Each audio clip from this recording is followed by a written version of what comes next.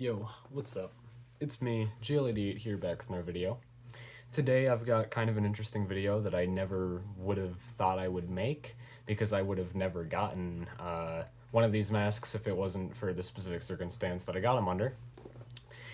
Today I am reviewing, to a lot of collectors, the best gas mask in existence, the FM12. Now, don't worry, this isn't going to be some stupid ass video that is like a bunch of like collectors talking about this is the best gas mask ever. It's such high quality. It's Avon, so it's like S tier, drinking tube good. It's not going to be like an actual review on this thing saying that it's good. I mean, it's an FM12. It's not a bad mask. I'm not literally reviewing it for a prepping standpoint. There's plenty of people that you can watch on YouTube that is doing that. I kind of just wanted to show it off and tell you some of the history behind it here. So if you're looking for like an actual like review on how good this mask is, there's plenty of other YouTubers out there that are going to give you that information. I'm personally just reviewing this for the history and showing it off for you guys. So yeah, I guess we'll kind of just get into it here. So I got an FM12, more specifically, two FM12s. Actually three FM12s, but I gave one to a friend of mine. So, I got a few FM12s, yeah. I'm sure some of you guys are like, how the hell did you get three FM12s? And all I gotta say is it's kind of a trade secret of mine. You guys will never know how I got these. I could have stole these from law enforcement for all you know. For legal reasons, I did not do that. That is actually the case. I did not steal it from law enforcement. I'm not a fucking idiot. But I did have my ways of getting these for basically nothing. So, anyways, all that aside, let's kind of get into it here. So, I guess before I kind of show it off here, I'll give you a bit of a history on the FM12 here. So the FM12, as some of you may know or may not know, was originally designed as an actual replacement to the S10 series in British military issue. So you see, when they designed the S10 in like the early '80s, it was a decent design, but there were some things that Avon thought were kind of redundant, and they thought, well, we could propose an updated design of the mask to the Ministry of Defense, and quite possibly, get a contract making this separate mask for them. So they went and in the late 80s to early 90s, they developed the FM12. And it was originally, like I said, designed to be a replacement to the S10, and it was shown to the Ministry of Defense in the early 90s, and they took a peek at this, and they were like, they're like, this is basically the same mask. Like, this is not a big enough of a difference for us to even give a shit. So they were like, we're not going to use this. We're just going to keep making S10s.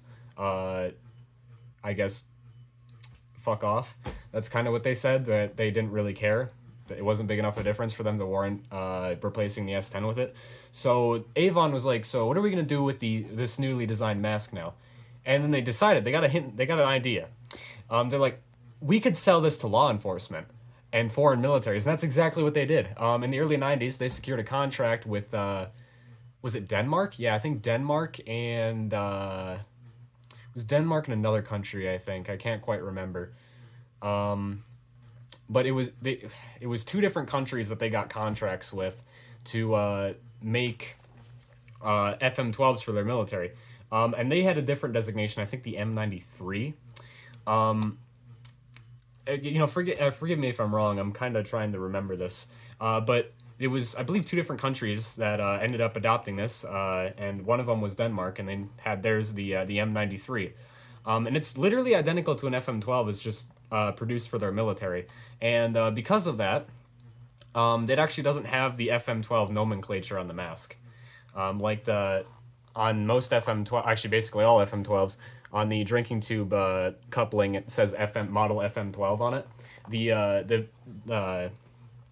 The Danish military ones, they just say, they don't say anything. It's just blank, kind of like an M50s, because they're military masks. So they're, the M93, they're not commercial, so they don't have that stamp on them because they're military. So when the FM12 was, first being produced for foreign countries, it was basically just the M93. So the earliest dated FM12s are usually M93s, or the facepiece design. Technically, again, it's not technically an FM12; it's an M93, but it's still an FM12. You know what I'm saying? It's the same design, but it's not an FM12. But yeah, the earliest ones were produced for military procurements. And then later on in the 90s, they finally started getting contracts with, I believe, the British police. They started making FM12s for the British police forces. Specifically, whatever they call the ones that, have guns, because, across the pond, I guess not every cop has a gun. So they have, like, their own, like, special police that carry guns, but they would get issued them. So those were kind of the earliest FM12s you saw were the ones in British police issue. And that was usually like, and you kind of started seeing those, as far as I am aware, like the mid to late 90s. And then eventually they came across the pond here to the United States. It seems like they started showing up here in American police issue sometime around the early 2000s. I'm going to assume probably after, a very specific event that happened in 2001, that they decided that, a lot of police departments probably decided that they needed to, update their gear more, and, some of that being their protective, their PPE equipment. So I'm sure Avon saw the opportunity there and was like, we could make a lot of money. So they started marketing these and selling these to American law enforcement. And you will see a lot of early to late 2000s dated FM12s that were issued to American law enforcement. You see them less now. Like they kind of switched more to like the C50 and such now, American law enforcement. Although some still do use the FM12. But they really started being issued to American police forces here in the United States in the early to mid 2000s. And that is what this one is, and my other one down there. These are, as far as I'm aware, both American police issue FM12s. Relatively early ones at that too. So yeah, and these were produced, I think they're actually still produced if I recall correctly, although not to the same numbers that they used to be produced, as these are, as far as I'm aware, they're kind of starting to get phased out by the C50 mostly, like most law enforcements and everything use the C50, and as far as I'm aware, like the M93 is being replaced, I think even by the M50. I'm not entirely sure on that one. I'm not going to say that as a fact, as I honestly don't entirely know. But yeah, this thing's kind of starting to get phased out though. As I mean, it's getting dated now. This is a updated. This is an early '90s updated variant of a early '80s mask. So I mean, it's not a bad mask, but I mean, it's starting to get a little dated. So yeah, and yeah, these were again they're still being produced today, although just not as much as they used to be. So that's about it for the history of these masks. So I think I will kind of get into the face piece here. So this mask is this specific example here is a size 3, so a small, and it is a example of a dual port FM12. Now, as far as I'm aware, I think all the pretty much all the American law enforcement issued FM12s. I think almost all of them are dual port, or at least okay. So here in the United States, pretty much all you see for FM12s are dual port FM12s. You don't really see the single port FM12s. If you don't know what I'm talking about, there's two like main variants of the FM12. There's a dual port FM12, which is an FM12 that has ports on both sides. There's just a blanking plug you can unscrew and swap the sides for left and right-handed shooters. But there's also a variant that's a single port, where it's only one port and the other port is just like a molded in, speech transmitter. As far as I'm aware, I think you can remove it, but you need specialized tools too. So it's a lot more impractical, whereas with the dual port ones, you just screw it off by hand. It's got like tabs on it that you can twist and it comes off. Realistically, I'm not sure why they did dual and single ports. I don't know if they just didn't want people messing with it, or it was a cheaper version, so they didn't have to make screw threads. I don't really know what was the thing with the single port FM12s, although they did seem to be pretty common in British police issue. You see a lot of the British police issue FM12s being single port, although pretty much all the American police issue ones that I've seen are dual port FM12s. And that, I think that's also the reason why you see a lot less single port FM12s here in the United States, is that I'm pretty sure almost all the ones that were exported to the United States were all dual port for whatever reason. I'm guessing just our American law enforcement liked the idea of dual port more than single port. I don't know. It's kind of interesting though. But most of these that were imported to the United States, they would come with what do they call them? Like are they like Black Hawk carriers or something? They're kind of cheesy and crappy. They're like black nylon like drop leg carriers. I've heard nothing but kind of crap about them. I still want to get one for this mask. I'd like to make like a police issue kit out of this. Is all I have is the mask. So I might do that at some point. But they would usually come with those carriers, and then you know what, an Avon filter. I don't have that either. But yeah, you know, that was typical for them. Then a lot of the, depending on the police departments, they were even issued NACs, you know, nerve agent antidote kits and stuff like that. Like the big police forces and like SWAT units, they would get the fancy special equipment too, even that the military would get. But not all of them, anyways. Or you know, some police departments don't need that. You know, like sheriff SWAT units probably don't really need to be issued nerve agent antidote kits. But yeah, they get issued all sorts of them and accessories like that. But that was typically the stuff you saw with these. So yeah, as you can see here again, it's a size 3. This one is actually a pretty early American police issue FM12. This one, the facepiece itself is dated March 2002 by Avon. This is actually one of the earliest ones I've seen for these kind of dual port ones in the United States. I've also noticed that a lot of the earlier FM12s in general are dual port, while a lot of the later ones are single port, and I don't really know why that is. Again, I'm not sure. It's not my realm of expertise. This thing's actually kind of interesting because the date stamp is the earlier style date stamp on the side. I know you won't really be able to tell, but if I were to grab my other FM12, the date stamp on my 2002 dated one is much closer together. Like all the letters and all the date stamps are all like squished together more, whereas on my later one from 2003, it's all further apart. Again, you won't really be able to tell, but it's kind of an interesting thing. So yeah, this one's dated March 2002, so it's a pretty early American police issue one. I also noticed that these earlier FM12s, the model FM12 stamp on the drinking tube coupling here is actually like, it's like a stamp almost, or I don't know what you want to say, like laser etched on. It's not like chiseled out or electro stenciled like the ones that you normally see, where it's just electro stenciled in. It's actually like printed on model FM12 instead of that, which is kind of interesting. I've really only seen the early ones like that, and it's kind of cool because you don't see it too often. But yeah, you can see the PSM there. You got your drinking tube lever.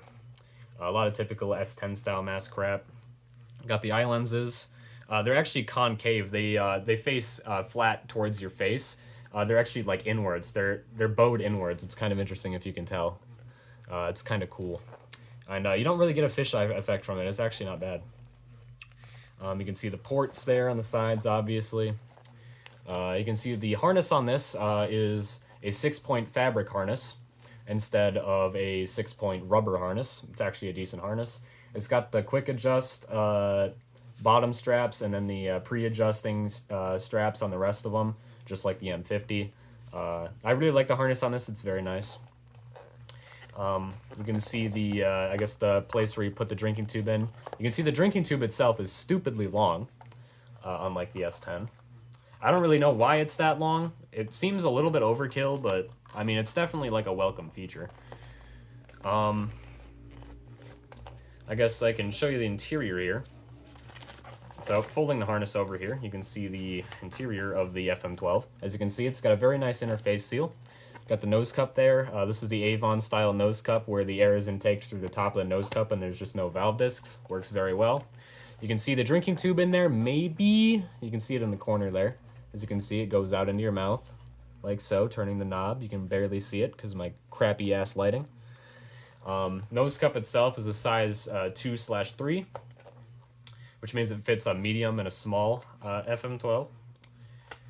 And then you just got your outlet valve down there. There's no sweat drainage hole in the chin area. So very simple, very simple. And I kind of like that. That's about it for the FM12. I also thought I'd just show off my other FM12 here. This is my 2003 dated one. It's dated July 2003. You can see it's virtually the same. It has the same early stamp drinking tube coupling. Again, if I can show you that. I just want to see, as you can see, again, it's like printed on. It's not like etched in case you didn't get a good look at that earlier. I wish I could, oh, actually, I might be able to show you the Avon stamp half decent. You know what? I'll just move my phone here. I kind of want to, so if you're wondering what the date stamps, how they look different, if my camera will focus, probably won't. Maybe not. It really doesn't wanna. That's kind of gay. Yeah, I don't want to focus. But you can see how everything's kind of further apart. Whereas with my earlier one,